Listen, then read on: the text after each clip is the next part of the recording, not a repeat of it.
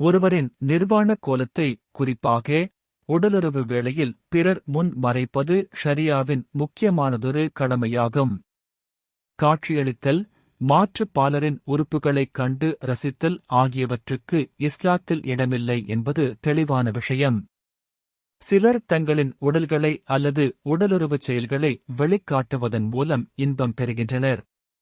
இதுபோன்ற வழிகெட்ட பாலியல் தணிப்பு பழக்கங்களை இஸ்லாம் முற்றிலும் மறுத்துக் கண்டிக்கிறது. எனவே, பிறர் பார்க்கக்கூடிய பொது இடங்களில் தோட்டங்கள், பொது பூங்காக்கள், கார்கள், கடற்கரைகள், அடுக்கு மாடிக் கட்டிடங்களின் வெளிப்புறத்தில் உள்ள மாடி முகப்பு அல்லது உள்முற்றங்கள் உடலுறவு கொள்வது திட்டவட்டமாக விலக்கப்பட்டதும் பாவமானதுமாகும். மேலும், பல நாடுகளில் பொது இடங்களில் உடலுறவு கொள்வது சட்டத்துக்கு புறம்பானது. ஆகஸ்ட் அவர்கள் அல்லாஹ்வின் சட்டத்தை மீறுவது மட்டுமின்றி தங்கள் நாட்டின் சட்டத்தையும் மீறி இழிவுக்கு ஆளாகின்றனர். மேலும் ஒழுக்க நாகரிகமற்ற செயலுக்காக கைது நடவடிக்கைக்கும் ஆளாகலாம். உடலுறவில் ஏற்படும் ஓசைகளை மற்றவர்கள் கேட்கலாமா? தம்பதியர் தங்கள் உடலுறவு செயல்பாட்டை பிறர் காதில் விழாத வண்ணம் மறைப்பதில் கவனமாக இருக்க வேண்டும். உடலுறவின் போது பிறர் செவியுறும் அளவுக்கு சப்தம் போடுவதை கணவன், மனைவி இருவரும் தவிர்க்க வேண்டும். தம்பதியர் அளவுக்கதிகமாக பேசுவதிலிருந்தும் அதிக சப்தம் போடுவதிலிருந்தும் தவிர்ந்திருப்பது உடலுறவு ஒழுங்கின் ஒரு பகுதியாகும். அதுவும் அடுத்த அறையில் பெற்றோர்கள் போன்ற பிறர் இருக்கும் நிலையில் இது மென்மேலும் முக்கியத்துவம் பெறுகிறது. சில தம்பதியர் தங்கள் உடலுறவை தங்கள் குடும்பத்தினரோ அக்கம் பக்கத்தினரோ செவியுறுவது பற்றி கவலைப்படுவதில்லை.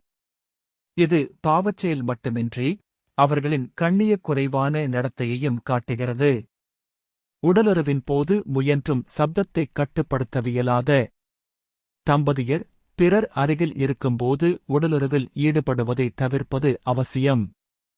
பிறர் செவியுறாத இடத்திற்குச் சென்று அதில் ஈடுபடுவதற்கான வழிதேடிக் கொள்ள வேண்டும்.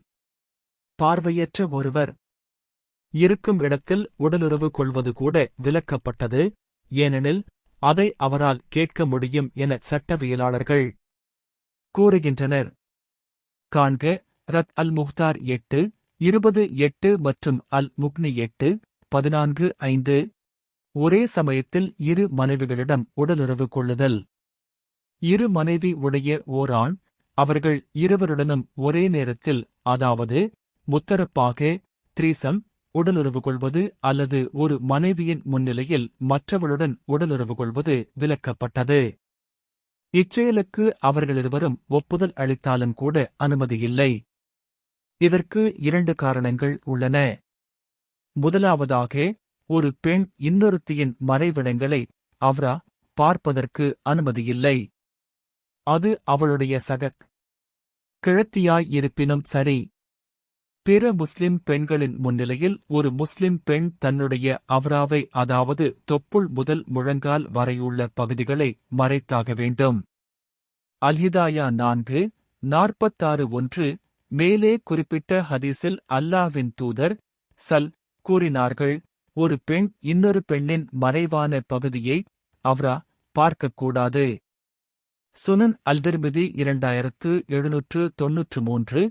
இதில் சகக்கழுத்திற்கும் வேறொரு பெண்ணுக்கும் இடையில் நபியவர்கள் வேறுபாடு காட்டவில்லை.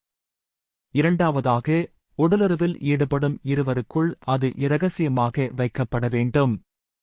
கணவன், மனைவி தங்கள் உடலுறவு செயல்பாட்டின் விவரங்களை பிறருடன் கலந்துரையாடுவதை இஸ்லாம் தடுத்துள்ளது. இது தொடர்பாக ஏற்கனவே நாம் மேற்கோளிட்ட ஹதீஸில் அல்லாஹ்வின் தூதர் இவ்வாறு கூறுகிறார்கள், தீர்ப்பு நாளன்று அல்லாஹ்வின் பார்வையில் மனிதர்களிலேயே மிகக் கொடியவர் யாரெனில், அந்த மனிதர் தம் மனைவியுடன் உடலுறவு கொண்டு அவளும் அவருடன் உடலுறவு கொண்டு விட்ட பின் அவளின் இரகசியத்தை வெளிப்படுத்துபவர். சஹீஹ் முஸ்லிம் 1487. ஒருவர் தம் உடலுறவு செயல்பாட்டின் விவரங்களை வெளிப்படுத்துவதை விட இன்னொருவர் இருக்கும் நிலையில் உடலுறவு கொள்வது நேரடியானதொரு விஷயம் என்பதால் அந்தச் செயல் விலக்கப்பட்டதும் பாவமானதுமாகும். இமாம் இப்னு குதாமா தம்முடைய அல்முக்னியில் கூறுகிறார், இரு மனைவிகளுள் ஒருத்தி தன் கணவனுடன் உடலுறவு கொள்ள மற்றவள் அதைப் பார்த்து இரசிப்பது என இருவரும் உடன்பாடு செய்து கொண்டாலும் கூட அதற்கு அனுமதியில்லை.